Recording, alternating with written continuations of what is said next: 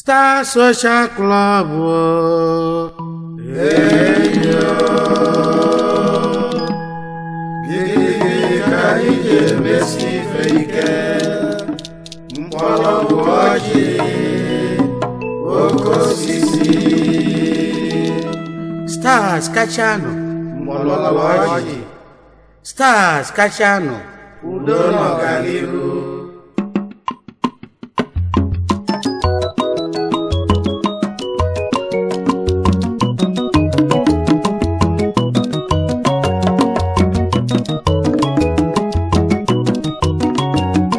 Star Social Club ndị obodo anyị ji biri, ndị oke mmanwụ Igbo niile na-eti.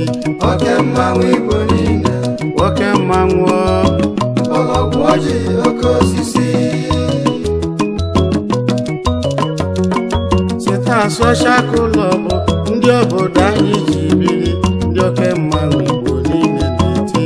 Oke mmanwụ Igbo niile, Oke mmanwụ mkpọrọgwụ ọjị, oke osisi.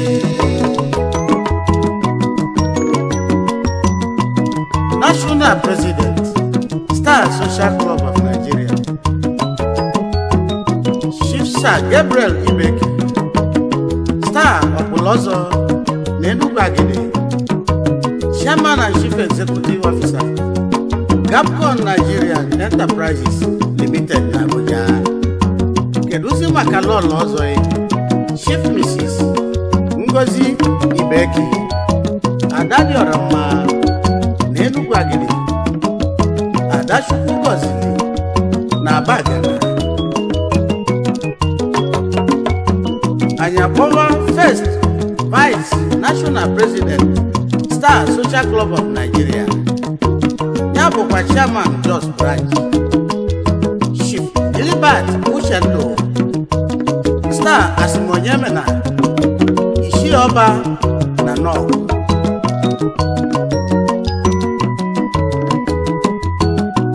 Baba Second Vice National President, Chairman Bauchi Branch, Ezinwasi Enugwagide bịa, onye ka ọ bụ Chief Francis Enemo, Star Ikonadi.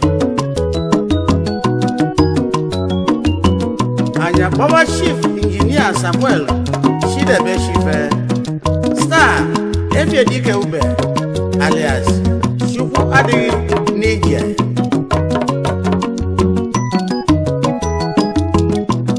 National Secretary Odera Odego, Senior Citizen na Federal Republic of Nigeria, Ezinwasi n'ọbịa. Anya kpọba Sir Fabian Okoye, Star Chinemak, Star Printer, Immediate Past National President and National Grand Patron Elect, Chairman and Chief Executive Officer, Fab Aneni and Co. Limited, Jos.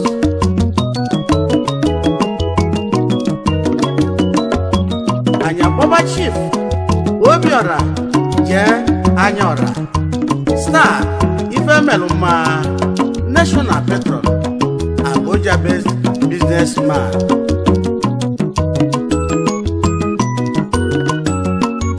Anya Powerza Chief Sunday Igwanwu, Star Decency, Past National President.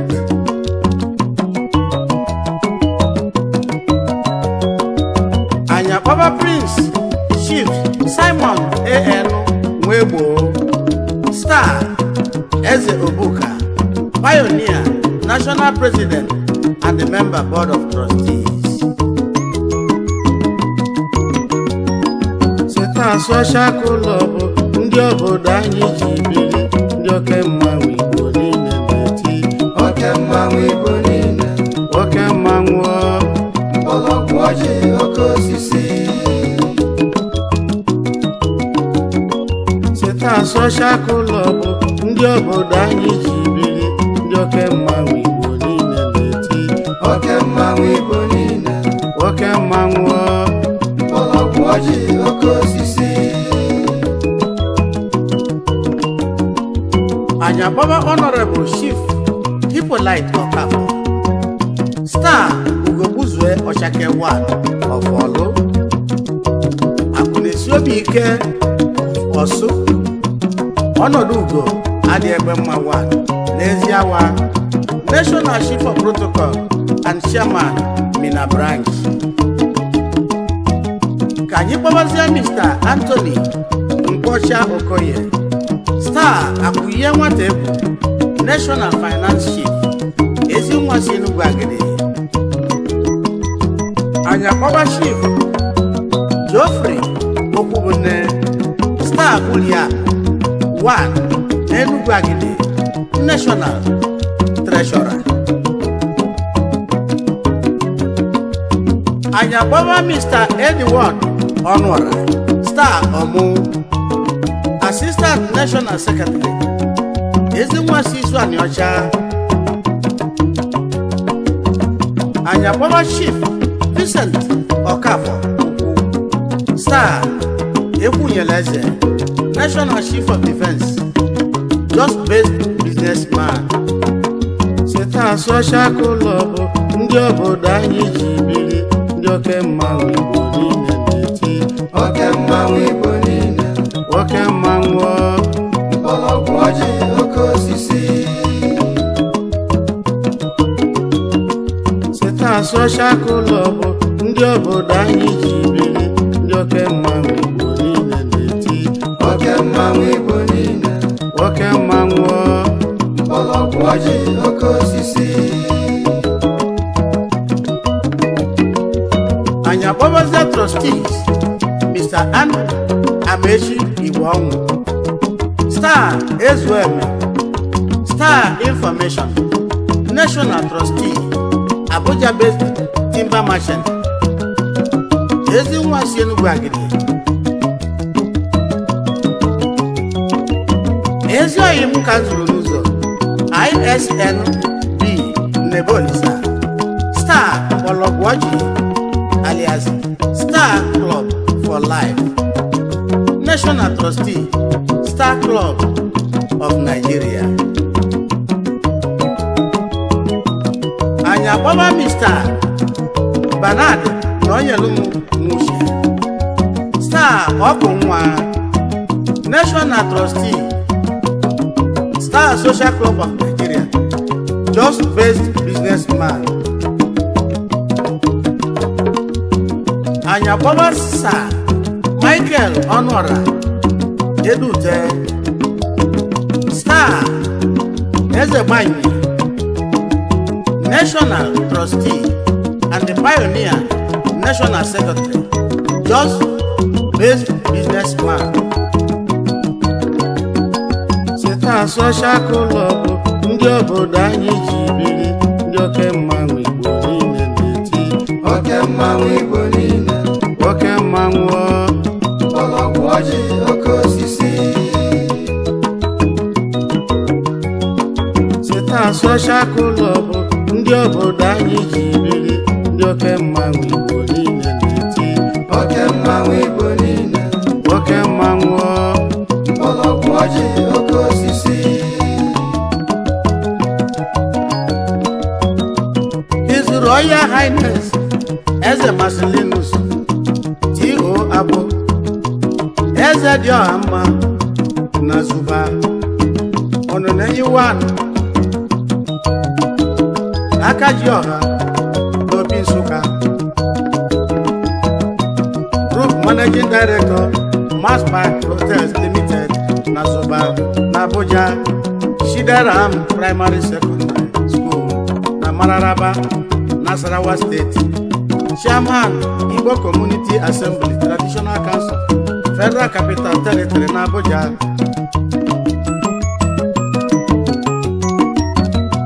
Anyakoba Ono, Chief Peter Ezadua, Star Agabig, Ono Ndi Igbo na Zuba, Abuja, Former Secretary, Abuja Branch, Pioneer Member, and Chairman, Bauchi Branch, Former National Chief of Protocol, Wasimu Kenelie, Ezinwanne Wine, Chief Mrs. Cordelia Mo, Ade Ezadua, Ijele Wine, Mama and Furniture, na Abuja. Jos ka anyị na-abata abata. Onye ka anyị bụ ụzọ kpọrọ iru na Jos?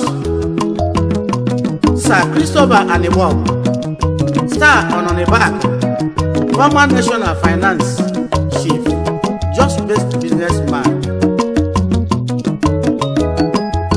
Anyakpọwa Prince GN Obi, Star Oviadiulu 1, n'Enugu Agidi, Secretary, Jos Branch. Anyị na-akpọzi Sir Peter Amobi Okoye, Star Igwe n'Enugu Agidi, Financial Secretary, Jos Branch.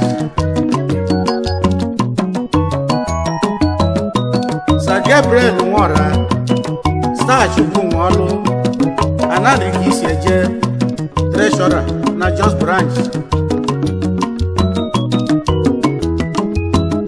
Mr. Innocent Edute, Star Edutazi Nama, Jos best businessman. Seta social club ndị obodo anyị ji biri, ndị oke mmanwụ Igbo niile na-eti. Oke mmanwụ Igbo niile, Oke mmanwụ mgbọrọgwụ ọjị oke osisi. Seta social club ndị obodo anyị ji biri, ndị oke mmanwụ Igbo niile na-eti. Oke mmanwụ Igbo niile, Oke mmanwụ mgbọrọgwụ ọjị oke osisi. anyị abata Abuja. Chairman na Abuja, Chief Veteran Okam, Star Otigbu Anyịnya, Chairman Abuja Branch, Abuja-based businessman.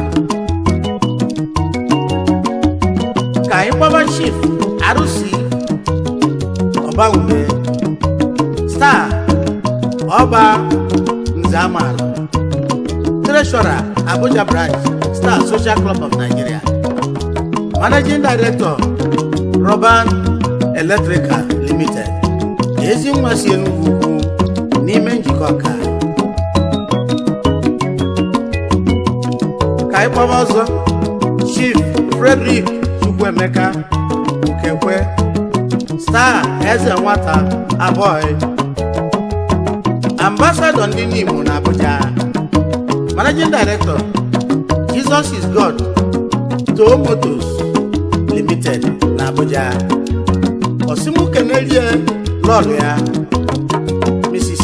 Bridget Ukekwe Osodieme ka Stainless Madam. Anyakpọwa Chief Sunday NC Chief Ụzọ, Star Ọzọ Ezebinubu, Provost Abuja Branch, Chief Executive Officer Sambukasin Nigeria Limited. Anyakpọwa Chief Edwin Eluke, Star Ebubenechagu 1 n'aka Moye Eziagu Enugu State. Chairman Managing Director Edgoli Projects Limited na Abuja. Emeka Morocco nyenwekwe n'onye ilosu. Ka anyị kpọwa Chief Felix Anyanegbu, Star Ezweb, former Chief of Defense. Ufaka ka anyị ji akpọkwa Chief Isaac Okekuche, Star Zadachie, Chairman na Kano Branch. Keduzi maka Chief Job Obenebo, Star Ọnwa, Secretary na Abuja Branch. Anyakpọza Mr. Edwin Wabude, Secretary na Yola Branch.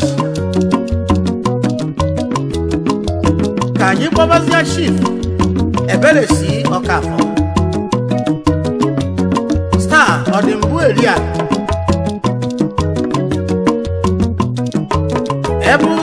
Sylvester Wa Namudiala Ezinifite, Dewi South Local Government Area. Chairman Managing Director, Ebeco Holdings Limited, Ezimark Investment Limited, Ebecliff Global Investment Limited, Concrete Molars and General Contractors, Abuja and worldwide. Chief Malaki Mpeji, Star Akebushionwa, Chief Executive Officer, Global Inn Nigeria Limited, Abuja. Ezinwabo Oduku, Idato North Local Government, Imo State. Seta social club ndị obodo anyị ji biri ndị oke mmanwụ Igbo niile na-eti oke mmanwụ Igbo niile oke mmanwụ mgbọrọgwụ ọjị oke osisi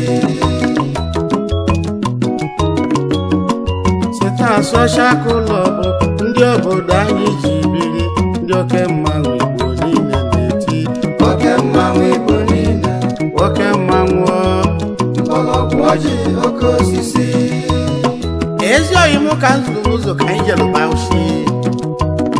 Chief Samuel Enwalusi, Star Oshendo ndị Igbo na Bauchi, former National Treasurer, Chairman and Managing Director, Blue Sport Guest Inn, Sanusi Enterprises Nigeria Limited. Kedu maka Chief Innocent Nwokoye, Star Mgbechikwelu Namobia, former Treasurer, Bauchi Branch, Timber Merchant.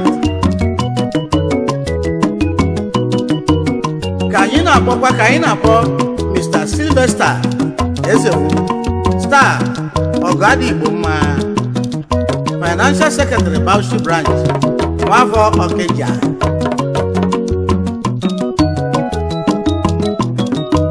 Ka anyị kpọzie Mr. Vincent Ọnụnkwọ, Star Nnabuenyi, Secretary, Bauchi Branch, Mgbọrọgwụ Ọjị, Star Mgbọrọgwụ Ọjị, Star. Anyị wee batazie Medugri Branch, Sanobat Okoye, KSJ, Star Okwulora, Chairman, Medugri Branch, Chief Executive Officer, Noble Nigerian Enterprises Limited, and Crispo Guest Inn, Medugri. Anyị akpọbazia Chief Ellis Nnamdi Maduako, Paint Dealer, Star Osinanyora 1, Enugu State, Financial Secretary, Medugri Branch. Ali Yellow Wezinwa Amangwo Iyi. Ka anyị na-akpọ Chief John Chinonso Obaze, Star Ezennia, Mayor OY, Vice Chairman, Medugri Branch, Chief Executive Officer and the Managing Director, Chinonso Hotels and the Catering Guest House, Medugri. Ezinwasi Atani, Nobaru Local Government. Kedu maka Engineer Chief Alvan Ogechukwu Okoye, Star Bomibuku 2, Ewebiraku, Mirioma Ogidi, Publicity Secretary, Star Social Club of Nigeria, Medugri Branch, Assistant National Protocol Officer and Publicity Secretary, People's Club of Nigeria International, Chairman, The Covin Company Nigeria Limited, na Medugri. Otu aka ka anyị na-akpọ Silvanus Emeka Igwebuike, onye metalụ Secretary Medugri Branch, Chief Forest Officer Federal Ministry of Environment, Ezinwa Amansi n'Awka North Local Government Anambra. Cheta Social Club ndị obodo anyị ji biri, ndị oke mmanwụ Igbo niile na-eti oke mmanwụ Igbo niile, oke mmanwụ mgbọrọgwụ ọjị oke osisi. Cheta Social Club ndị obodo anyị ji biri, ndị oke mmanwụ Igbo niile na-eti oke mmanwụ Igbo niile, oke mmanwụ mgbọrọgwụ ọjị oke osisi.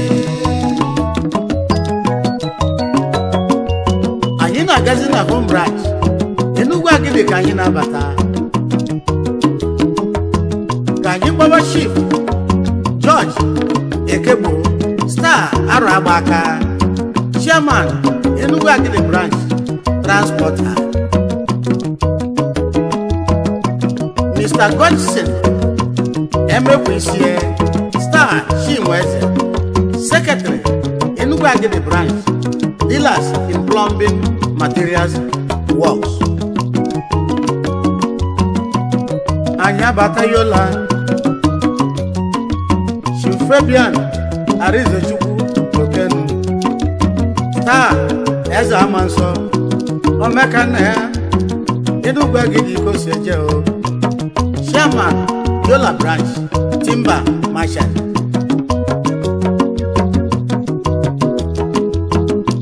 Anyị abata Mina Branch, Chief Daniel Ujukwu Star Akụnwata Vice Chairman n'ime Mina Branch, Ọga Patapata, Chief Ima Agụ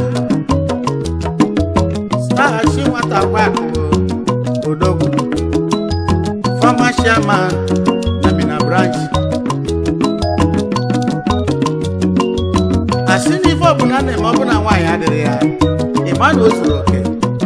Ka anyị kpọọ Chief Mrs. Teresa Star Adaeze, Mina Best Business Woman. Cheta Social Club ndị obodo anyị ji biri, ndị oke mmanwụ Igbo niile na-eti oke mmanwụ Igbo niile, oke mmanwụ mgbọrọgwụ ọjị oke osisi. Cheta Social Club ndị obodo anyị ji biri, ndị oke mmanwụ Igbo niile na-eti oke mmanwụ Igbo niile, oke mmanwụ mgbọrọgwụ ọjị oke osisi. Ka anyị lote ndị otu anyị ndị nwụrụ anwụ, ndị ọma unu nabụ n'ụlọ dị mma, anyị na-elote unu. Chief Christopher Ogbonna Obidimma Star Ọchịagha, former first vice national president and former chairman Jos Branch Ezinwasi Ọkpụnọ.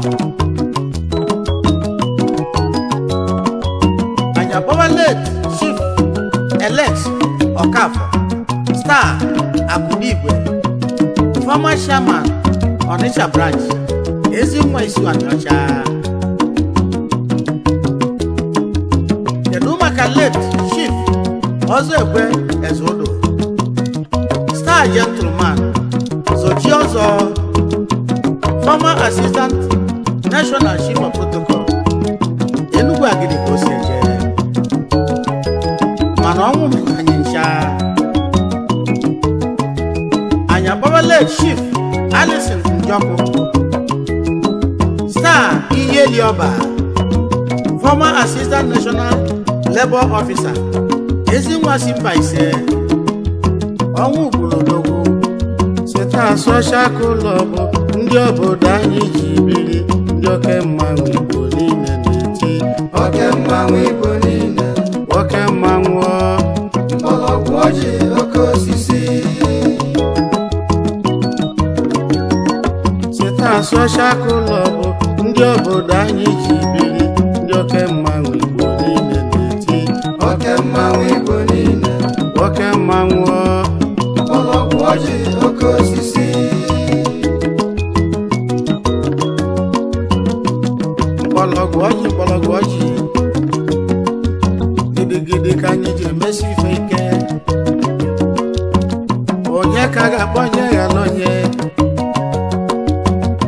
onye kpọwa national president onye ọma anyị si gị gaba n'iru na nke chilachi n'echila ọfụma Chief Gabriel Wibeki star ọpụlọzọ n'Enugu anyị onyere mmaba otigbu anyịnya chele gaba na nke chilachi na ịna-achị anyị ọfụma anyị si na ọ ga-adịle gị mma seta social club ndị obodo anyị ji biri ndị oke mmanwụ Igbo niile na-eti oke mmanwụ Igbo niile oke mmanwụ mgbọrọgwụ ọjị oke osisi seta social club ndị obodo anyị ji biri ndị oke mmanwụ Igbo niile na-eti oke mmanwụ Igbo niile oke mmanwụ mgbọrọgwụ ọjị oke osisi mgbọrọgwụ ọjị mgbọrọgwụ ọjị mgbọrọgwụ ọjị oke osisi gidigidi ka anyị ji emesi ife ike mgbọrọgwụ ọjị oke osisi mgbọrọgwụ ọjị mgbọrọgwụ ọjị mgbọrọgwụ ọjị oke osisi executive mgbọrọgwụ ọjị oke osisi star mgbọrọgwụ ọjị oke osisi yọpụta na mkpa mgbọrọgwụ ọjị oke osisi anyị alụsịa na anyị ga-ana mgbọrọgwụ ọjị oke osisi oyi mụ na ọbịala ije n'ọgwụ na mgbọrọgwụ ọjị oke osisi maka na eji a na-abụ isi ije mgbọrọgwụ ọjị oke osisi anyị si ka ọ dịrị nwoke ma dịrị nwaanyị mma mgbọrọgwụ ọjị oke osisi na star zuru ka eme mgbọrọgwụ ọjị ndị eji eje mba gidigidi ka anyị ji emesi ife ike oke osisi mgbọrọgwụ ọjị mgbọrọgwụ ọjị mgbọrọgwụ ọjị oke osisi star mgbọrọgwụ ọjị oke osisi mgbọrọgwụ ọjị oke osisi mgbọrọgwụ ọjị oke osisi mgbọrọgwụ ọjị oke osisi mgbọrọgwụ ọjị oke osisi mgbọrọgwụ ọjị oke osisi mgbọrọgwụ ọjị oke osisi mgbọrọgwụ ọjị oke osisi mgbọrọgwụ ọjị